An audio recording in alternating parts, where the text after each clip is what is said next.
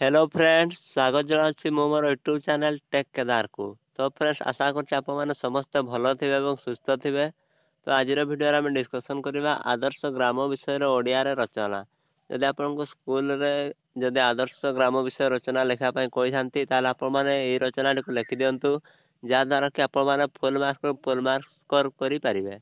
तो चलंतु बिना डेट न करी आजिर रचना को हम वर्तमान स्टार्ट करबा। तो आपण माने किभଳି लिखिबे देखंतु प्रथमे आपण माने हेडिंग देई दियंतु उपक्रम एवं ता तळे लिखंतु जुगर प्रारंभारु ग्राम जीवन ही रहितिला। सभे मिलिमिशि ग्राम गठन करी रहुतिले। क्रमे सहरांचल सृष्टि ହେଲା। ଆମ ଦେଶରେ ଶତକଡ଼ା 30 ଭାଗ ଲୋକ ଗାଁ ଗହଳିରେ ବାସ କରନ୍ତି। ଗ୍ରାମ ହିଁ ଆମର ଉନ୍ନତି ମୂଳଦୁଆ ଅଟେ। ଏଣୁ ଗ୍ରାମ ଗୁଡ଼ିକର ଉନ୍ନତି ନ ହେଲେ ଆମ ଦେଶର ଉନ୍ନତି ଅସମ୍ଭବ। नेक्स्ट हेडिंग दे दियंतु पूर्ववर्ती अवस्था एवं ता तळे लिखंतु इंग्रेज माने देश को पराधीनतार शिकुड़ी बांधि रखिथिबा समय रे देशवासींकर अवस्था खूब शोचनीय थिला। सेमाने लोकमानंकर अभाव असुविधा दुख कष्ट बुझु नथिले। रास्ता घाट नथिला ग्रामांचल को जिबा पाई। शिक्षा स्वास्थ्य आर्थिक अवस्था और विलास प्रत्येक क्षेत्र ग्रामगुड़िक पछरे रही जाउथिला। भारत स्वाधीनता प्राप्त होला परे क्रमे ग्रामांचलर विकास पाई ध्यान दियागला।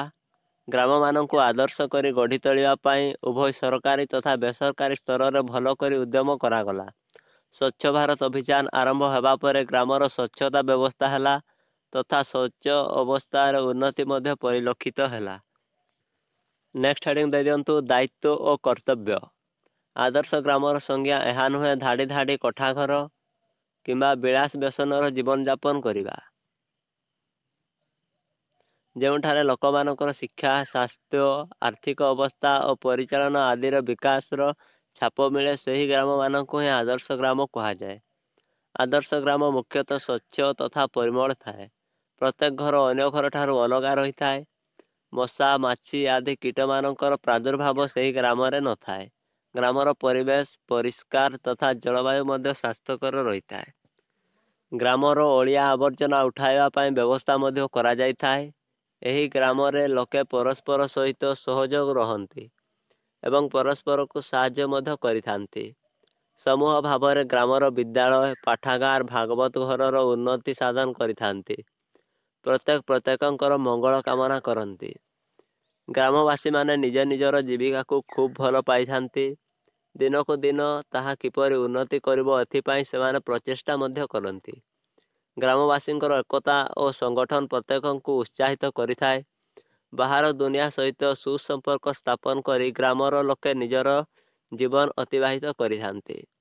ପରସ୍ପରଙ୍କ ସାହାଯ୍ୟ ସହଯୋଗରେ ପରସ୍ପରଙ୍କର ଅଭାବ ଅସୁବିଧା ମଧ୍ୟ ଦୂର କରି ନିଅନ୍ତି। ନେକ୍ସଟ ହେଡ଼ିଂ ଦେଇ ଦିଅନ୍ତୁ ନିଜ ମତ। ବିଭିନ୍ନ ଲୋକଙ୍କ ଭିନ୍ନ ଭିନ୍ନ ମତ ରହିଥାଏ ଏକ ଆଦର୍ଶ ଗ୍ରାମର ସଂଜ୍ଞାକୁ ନେଇ। କିଏ କୁହେ ଯେଉଁ ଗ୍ରାମରେ ବିଜୁଳିବତୀ ଜଳେ କଳକାରଖାନା ମାନ ଗଢ଼ି ଉଠିଥାଏ ତାହା ଏକ ଆଦର୍ଶ ଗ୍ରାମ ଅଟେ, ତ ଆଉ କିଏ କହିଥାଏ ଯେ ଯେଉଁ ଗ୍ରାମର ଗ୍ରାମବାସୀମାନେ ଧନୀ ଓ ବିଳାସର ଜୀବନ କାଟନ୍ତି ସେହି ଗ୍ରାମକୁ ଆଦର୍ଶ ଗ୍ରାମ କୁହାଯାଏ। କିନ୍ତୁ ମୋ ମତରେ ଏସବୁ ଧାରଣା ଭୁଲ ଅଟେ। ସାଧାରଣ ଭାବେ କହିବାକୁ ଗଲେ ଯେଉଁ ଗ୍ରାମରେ ପରସ୍ପର ମଧ୍ୟରେ ଭାଇଚାରାର ବନ୍ଧନ ଥାଏ, ନିଜର ତଥା ନିଜର ପରିବେଶର ଉନ୍ନତି ପାଇଁ ମିଳିତ ଉଦ୍ୟମ ଥାଏ, ନିଜ କର୍ମ ପ୍ରତି ବିଶ୍ୱାସ ଥାଏ, ମନେ କେବେ ସ୍ୱାର୍ଥ ନଥାଏ, ସେହି ଗ୍ରାମ ହିଁ ଆଦର୍ଶ ଗ୍ରାମ ଅଟେ। ଆଉ ଯେଉଁଠି ମଣିଷ ମଣିଷ ପରି ବ୍ୟବହାର କରେ ନାହିଁ କି ପଡ଼ୋଶୀର ଦୁଃଖରେ ଦୁଃଖୀ ହୁଏ ନାହିଁ, ସେଠାରେ କେବଳ ସ୍ୱାର୍ଥର ଲୋକେ ରୁହନ୍ତି। ତେଣୁ ସେଠି ଯେତେ ସୁନ୍ଦର କୋଠାଘର ଥିଲେ କୌଣସି ମଧ୍ୟ ଲାଭ ନାହିଁ। ନେକ୍ସଟ ହେଡ଼ିଂ ଦେଇ ଦିଅନ୍ତୁ ଶେଷ କଥା। ଏକ ଆଦର୍ଶ ଗ୍ରାମ ଗଠନରେ ପ୍ରତ୍ୟେକ ଗ୍ରାମବାସୀମାନଙ୍କର ବ୍ୟକ୍ତିଗତ ସହଯୋଗ ରହିବା ଆବଶ୍ୟକ ଅଟେ। ପ୍ରଥମେ ନିଜକୁ ସୁଧାରିଲେ ଆମ ପାରିପାର୍ଶ୍ୱିକ ପରିବେଶ ମଧ୍ୟ ସୁଧୁରିଯିବ, ଏଥିରେ ସନ୍ଦେହର ଅବକାଶ ନାହିଁ। ଏହିପରି ଭାବେ ସମସ୍ତେ ମିଳିତ ଉଦ୍ୟମ କଲେ ହିଁ ସବୁ ଗ୍ରାମ ଦିନେ ଆଦର୍ଶ ଗ୍ରାମରେ ପରିଣତ ହୋଇପାରିବ। ଯଦି ସବୁ ଗ୍ରାମ ଆଦର୍ଶ ହୋଇଯିବ ତାହେଲେ ଆମ ଦେଶରେ ରାମ ରାଜ୍ୟର ସ୍ୱପ୍ନ ସାକାର ହୋଇପାରିବ।